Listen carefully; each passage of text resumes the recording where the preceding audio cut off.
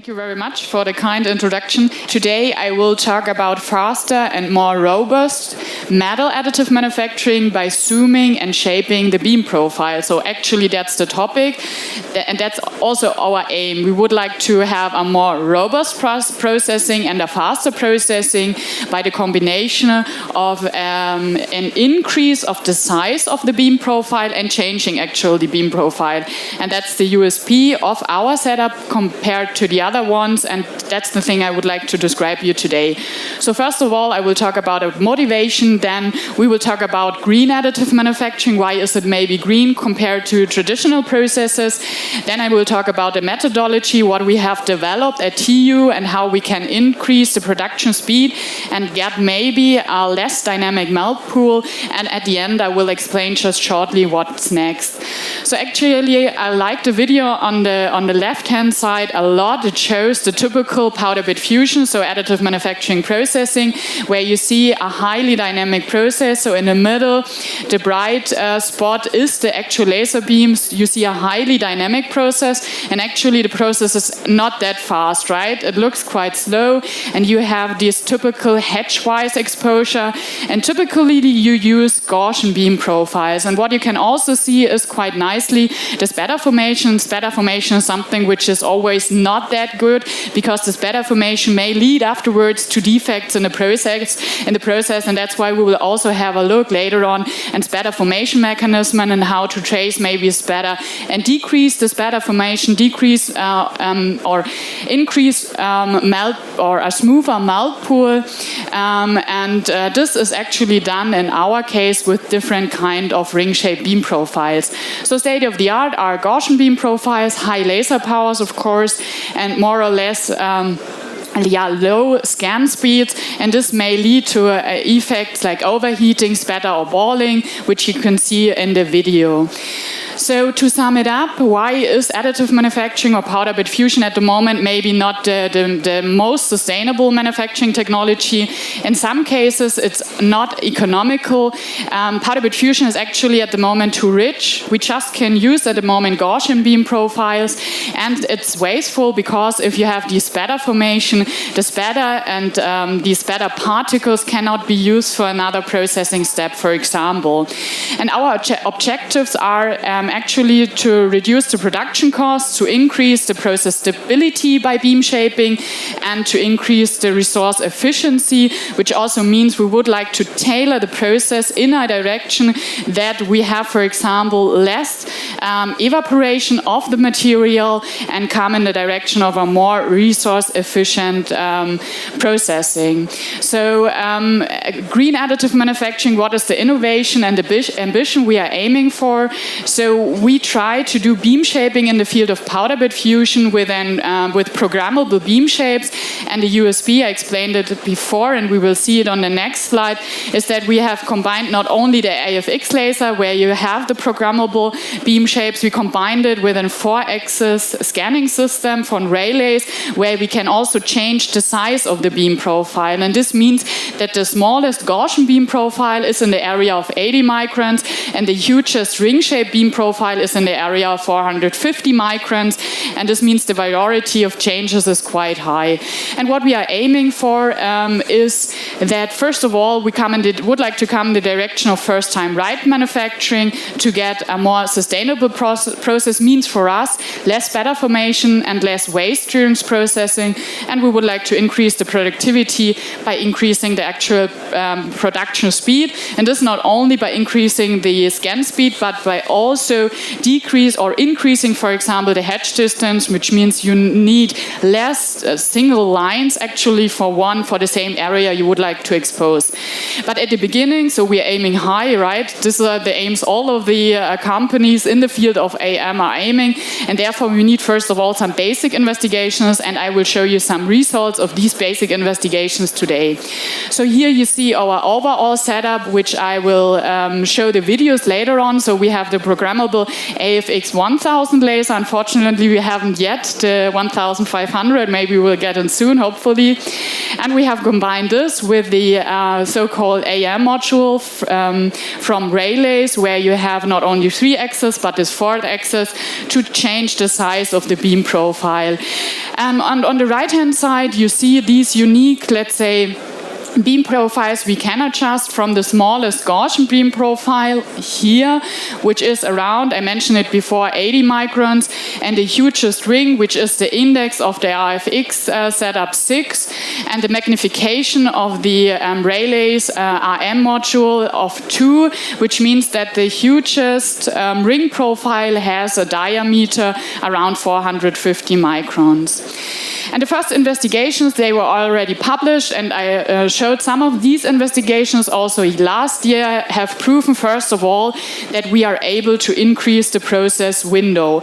What you can see here is a typical process window where you have a look on the laser power on the y-axis compared to the scan speed on the x-axis, and on the left-hand side, it's for a typical Gaussian beam profile for stainless steel material.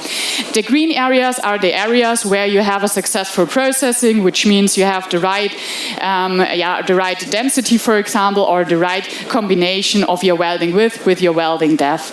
If we have a look now on the other beam profiles, so beam profile index 4, 5, and 6, what you can actually see is that you can increase the production speed, so the scan speed, and you get even for these higher laser powers combined with the scan speed a stable processing window. This is only for the magnification 1, but we have also the results here for the magnification 2, where you see a further increase actually of the production speed here. But this is only the one side, so you've seen that the process area actually becomes bigger. This is also something which is quite nice. So you are in a more stable processing. If, for example, the power changes a little bit and you are in this area at the top of the diagram and it's changing only a little bit, you will not fall back, for example, to the keyhole mode or to some balling mechanism. But this is only the one side. What we have further investigated, our aim is to melt more material with one track, right? And that's also the thing we've analyzed, how much material we melt by exposuring one single line or several single lines, and we have also changed the hedge distance here between 85 and 310 micrometers, so 310 micrometer is quite huge. And again, you see on the left-hand side, and this is also published, you see the publication down there. On the left-hand side, the typical Gaussian beam profile, where the cross-section area you melt is quite low. And for the other beam profiles, so with index 4, 5, and 6, you see an increase of the molten volume for the different combinations of laser power and scan speed. And what you can also see is that especially for the high hedge distances, which is 350 here in these brown color, you see that you have a steep increase actually of the cross-section you melt. And this is a first hint for us that first of all you need less lines exposed in one area and you melt more material, and this is for us the right direction, in the direction of a faster processing at the end, because you can also work with faster scan powers. Now you will see 4 videos of on-axis investigations. The AM module from RAYLASE allows you also to have a monitoring port which can do on-axis observation of the melt pool. And what you can see first in the first video on the left-hand side is a typical Gaussian beam profile with a laser power of 250 watts and 800 millimeters per second, again for stainless steel. And you see, first of all, the melt pool, but what you can also see is that there is actually a lot of spatter formation here. So all these particles flying around are spatter particles. And the video on the right-hand side is also a Gaussian beam profile, but with a magnification of 2, which means we have increased the diameter of the Gaussian beam profile, but in the focus plane, so not with defocusing. And what you can see here also, okay, the mechanism seems to be quite similar. We have also some kind of spatter formation. Now you see 2 videos for the ring-shaped beam profile is index 5 and 6 with the magnification of 1 actually. And what you can see is that first of all, of course, the beam profile is increasing.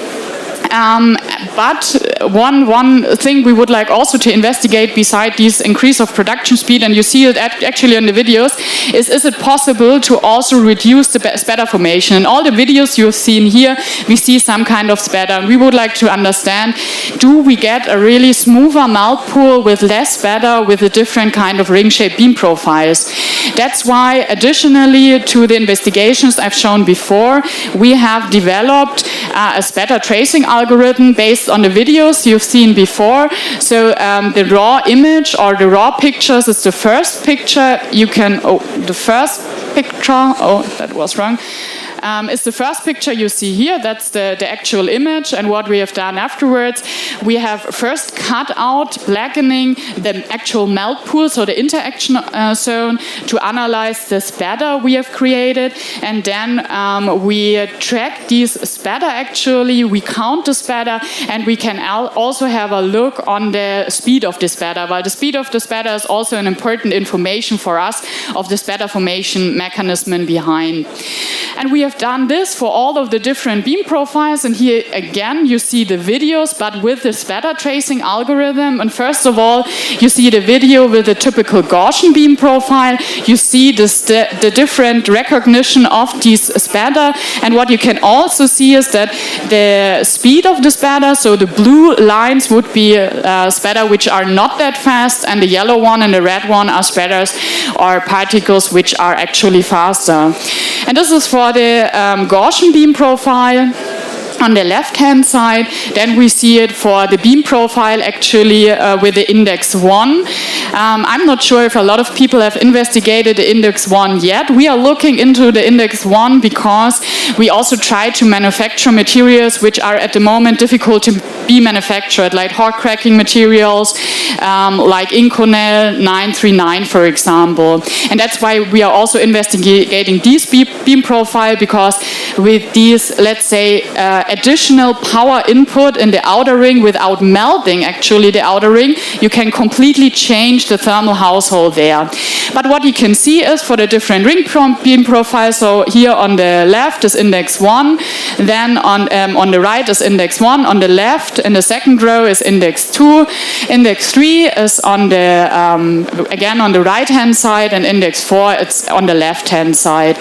And what you can see is actually that between, let's say maybe 2 and 4, there is an increase of the actual melt pool. And for this, and we've investigated this, is that starting with index 4 for stainless steel material and these parameter combination, we start that the outer ring actually brings input into melting the material, and up to the first indices we do not really melt the material. Then we have a look on different on index 5, on index 6 with the different magnifications actually. So this video is index 5 with magnification of 1, and this video is index 5 with a magnification of 1.5. So we increase the diameter from 200 microns to around 300 microns, and what you can see is that also the size plays an important role for the spatter formation mechanism. And the last video is actually the video with index 6. And what you can see maybe slightly here, and I will show some results later on, that actually for all of the beam profiles we see some spatter, but the spatter depends not only on the size, but also on the actual beam profile. And what our investigations has up to now shown that for these material and parameter combination, for example, the index 6 with a magnification of 1.5 looks quite good with regard to less spatter formation. Now we would like also to, let's say, qualitatively and quantitatively compare these results. That's why we analyzed the videos and counted the number of spatters we have per millimeter. And these are the results. It's quite crowded diagram, and I will show it later. And the videos I've shown you before are actually in the energy density area, which is marked blue here, to compare the videos really that you are in the same energy density area. And you see these for all the different indices. Index 1 is index 0 is the Gaussian beam profile up to index 6. It looks quite crowded that you see all, actually you will always create some kind of spatter. And what you can see if you sort it a little bit for the typical Gaussian beam profile, you are in an area between, I don't know, 200 to 400 spatter per millimeter. If you have a look on the other higher indices, so the violet one is index 5 and the brown one is actually index 6, that for some combinations of energy density and scan speed, you see even a higher number of spatter formation. But this is only the number of spatters we've counted. We have also investigated the number of spatters compared to their volume, actually, so to the size of these spatters. And what you can see here is a slightly different diagram. Here we are in the area for the typical Gaussian beam profile, and if you compare these other results with the other beam profiles, you see that there are areas where you have less spatter formation. And what is important for us, of course, the cross-section of the melt is increasing. That's the result I've shown before. And we have this the formation of spatter, but actually the volume we create as spatter is lower compared to the typical Gaussian beam profile. And actually that's a quite good result. We have a huger melt pool, but actually the ejector volume is, from our point of view, for a specific combination of a beam profile, scan speed and hedge distance and laser power decreasing. So what we would like to do in the future is actually to use these ring-shaped beam profiles and to analyze later on, first of all, the influence of the speed of the spatter. This is something we haven't investigated yet. We've seen it in the video that the speed of the spatter formation is also different. We would like to further understand this mechanism. And what is also something which is ongoing at the moment is that we would like to analyze these and transfer these basic results to mechanical results and to resulting microstructure, which is something which we will do actually in the future. And the idea is actually to also do some kind of voxel-based tailoring of the microstructure. This is something we have already seen in our investigations, but something which we haven't completely evaluated yet. So thank you very much for your attention. If you have questions now, I'm happy to answer these questions.